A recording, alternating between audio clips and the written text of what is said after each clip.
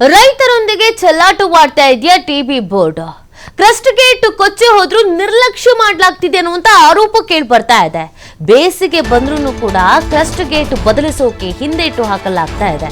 ತುಂಗಾಭದ್ರಾ ಅಣೆಕಟ್ಟಿಗೆ ಮತ್ತೆ ಆಪತ್ತು ಬರುವ ಆತಂಕ ಹಾಗಿದ್ರೆ ಇಲ್ವಾ? ಬೇಸಿಗೆಯಲ್ಲಿ ಕ್ರಸ್ಟ್ ಗೇಟ್ ಬದಲಾಯಿಸ್ತೀವಿ ಅಂತ ಬೋರ್ಡ್ನವ್ರು ಹೇಳಿದ್ರು. ತಜ್ಞರ ತಂಡ ವರದಿಯನ್ನ ನೀಡಿದ್ರು ಕೂಡ ಟಿಬಿ ಬೋರ್ಡ್ ಸುಮ್ಮನೆ ಕೂತಿದೆ. ಹಳೆಯ ಕ್ರಸ್ಟ್ ಗೇಟ್ ಬದಲಾಯಿಸದ ಹಿನ್ನೆಲೆಯಲ್ಲಿ ರೈತರಲ್ಲಿ ಸಹಜವಾಗಿ ಆತಂಕ ಅನ್ನೋದು ಮನೆ ಮಾಡಿದೆ.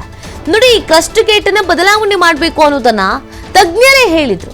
ಅಲ್ಲಿಯ ಸ್ಥಿತಿಗತಿ, ವಾಸ್ತವ ಚಿತ್ರಣ ಏನಿದೆ ಎಲ್ಲವನ್ನ ನೋಡಿ ಕ್ರಸ್ಟ್ ಗೇಟ್ ಬದಲಾವಣೆ ಆಗಬೇಕು ಅನ್ನೋದನ್ನ ತಜ್ಞರು ಹೇಳಿದ್ರು.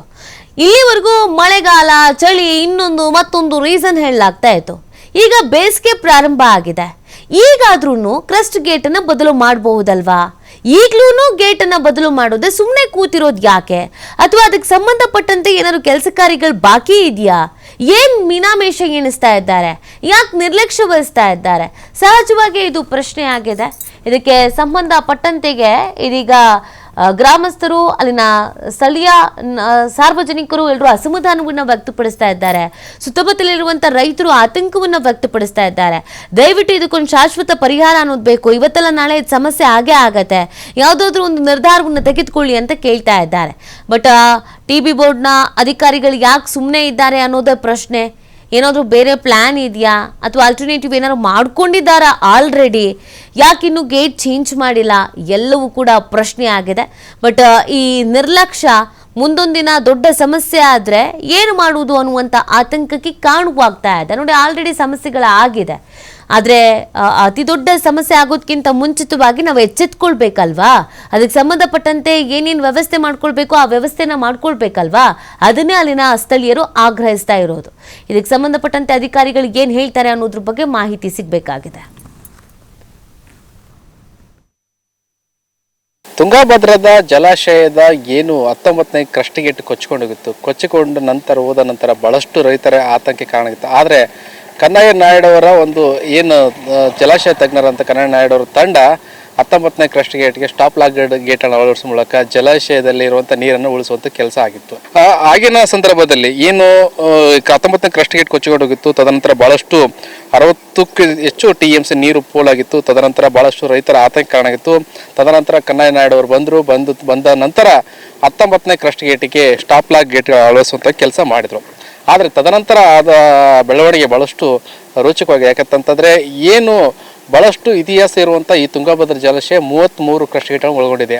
ಆ 33 ಕ್ರಸ್ಟ್ ಗೇಟ್ಗಳು ಕೂಡ ಏನಂತ 50 ವರ್ಷಕ್ಕಿಂತ ಹೆಚ್ಚು ಹಳೆಯದಾಗಿದ್ದರಿಂದ ಆ ಸಂಪೂರ್ಣವಾಗಿ 33 ಕ್ರಸ್ಟ್ ಗೇಟ್ಗಳನ್ನು ಬದಲಾಯಿಸಬೇಕಂತೇಳಿ ಬಹಳಷ್ಟು ತಂಡಗಳು ಏನಂದರೆ ಜಲಾಶಯ ತಜ್ಞರು ಕೂಡ ಸರ್ಕಾರಕ್ಕೆ ವರದಿಗಳನ್ನು ಸಲ್ಲಿಸಿದ್ರು. ತದನಂತರ ಟಿಬಿ ಬೋರ್ಡ್ ಕೂಡ ಏನಂದರೆ ತಜ್ಞರನ್ನು ಕರೆಸಿಕೊಂಡು ವರದಿಯನ್ನು ತರಿಸ್ಕೊಂಡಿತ್ತು. ಈಗಾಗಲೇ ತಜ್ಞರ ತಂಡ ಬಹಳಷ್ಟು ಏನಂದರೆ ಕನ್ನಯ್ಯ ನಾಯ್ಡವರು ಕೂಡ ಹೇಳಿದಂತೆ ಮತ್ತು ಟಿಬಿ ಬೋರ್ಡ್ನವ್ರನ್ನ ಒಂದು ತಜ್ಞರ ತಂಡ ಬಂದು ಈ ಪರಿಶೀಲನೆ ಮಂಡಿಸಿದಾಗ ಇದು ಸಂಪೂರ್ಣವಾಗಿ ಹೊಸ ಕ್ರಸ್ಟ್ ಗೇಟ್ಗಳನ್ನು ಅಳವಡಿಸಬೇಕಂತೇಳಿ ಚಿಂತನೆ ಮಾಡಿತ್ತು.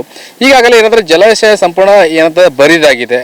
ಇಂಥ ಸೂಕ್ತ ಸಂದರ್ಭದಲ್ಲಿ ಮುಂದೆ ಏನಾದರೂ ನೀರು ಖಾಲಿಯಾದಾಗ, ಜಲಾಶಯ ನೀರು ಖಾಲಿಯಾದಾಗ ಹೊಸ ಏನಾದರೂ ಎಲ್ಲ 33 ಕ್ರಸ್ಟ್ ಗೇಟ್ಗಳನ್ನು ಬದಲಾಯಿಸ್ತೀವಿ ಅಂತೇಳಿ ಸ್ವತಃ DCM ಆದಂಥ ಜಲಸಂಪನ್ಮೂಲ ಸಚಿವರಂತ DK ಶಿವಕುಮಾರ್ ಹೇಳ್ಕೊಂಡಿದ್ರು. ಆದರೆ ಯಾಕೋ ಸರ್ಕಾರ ಮನಸ್ಸು ಮಾಡದಂತೆ ಕಾಣ್ತಾ ಇಲ್ಲ. ಯಾಕಂತಂದ್ರೆ ಈಗಾಗಲೇ ಮಾರ್ಚ್ ಅಂತ್ಯದ ವೇಳೆಗೆ ಕೇವಲ 13 TMC ನೀರು ಮಾತ್ರ ಜಲಾಶಯದಲ್ಲಿ ಇರುವಂಥದ್ದು. ಇಂಥ ಜಲಾಶಯದಲ್ಲಿ ನೀರಿಲ್ಲ. ಇಂಥ ಸಂದರ್ಭದಲ್ಲಿ 33 ಕ್ರಸ್ಟ್ ಗೇಟ್ಗಳನ್ನು ಬದಲಾಯಿಸಬೇಕಾಗಿತ್ತು. ಈಗಾಗಲೇ ಸ್ಟಾಪ್ ಲಾಕ್ ಗೇಟ್ಗಳನ್ನು ಕೂಡ ಏನು ಹಾಗೇ ಇದೆ, ಅದನ್ನು ತೆರವುಗೊಳಿಸಿ ಹೊಸ ಒಂದು ಕ್ರಸ್ಟ್ ಗೇಟನ್ನು ಅಳವಡಿಸಬೇಕಾಗಿತ್ತು. ಅದನ್ನು ಕೂಡ ಮಾಡಿಲ್ಲ. 33 ಕ್ರಸ್ಟ್ ಗೇಟ್ಗಳು ಕೂಡ ಬದಲಾಯಿಸ್ತೀವಿ ಅಂತೇಳಿ ಸರ್ಕಾರ ಹೇಳಿತ್ತು. CM ಸಿದ್ದರಾಮಯ್ಯನವರು ಹೇಳಿದ್ರು. ಅದೇ ರೀತಿಯಾಗಿ ಇಲ್ಲ, ಇದು ಟಿಬಿ ಬೋರ್ಡ್ ಅವರು ಬರೋದ್ರಿಂದ ಟಿಬಿ ಬೋರ್ಡ್ ಅವರಿಗೆ ನಮ್ಮ ಏನು ರಾಜ್ಯ ಸರ್ಕಾರದಿಂದ ಏನು ಹಣದ ನೆರವು ಇರುತ್ತೆ ಅದನ್ನು ಕೂಡ ನಾವು ಒದಗಿಸ್ತೀವಿ ಅಂತೇಳಿ ಸರ್ಕಾರ ಹೇಳಿತ್ತು. ಆದರೆ ಸರ್ಕಾರ ಯಾಕೋ ಮನಸ್ಸು ಮಾಡ್ದಂತ ಕಾಣ್ತಾ ಇಲ್ಲ. ಅದೇ ರೀತಿಯಾಗಿ ಟಿಬಿ ಬೋರ್ಡ್ ಕೂಡ ಕೇಂದ್ರ ಸರ್ಕಾರದ ಅಡಿಯಲ್ಲಿ ಬರುವಂತ ಟಿಬಿ ಬೋರ್ಡ್ ಕೂಡ ಅವರು ಕೂಡ ಮನಸ್ಸು ಮಾಡೋದಂತ ಕಾಣ್ತಾ ಇಲ್ಲ.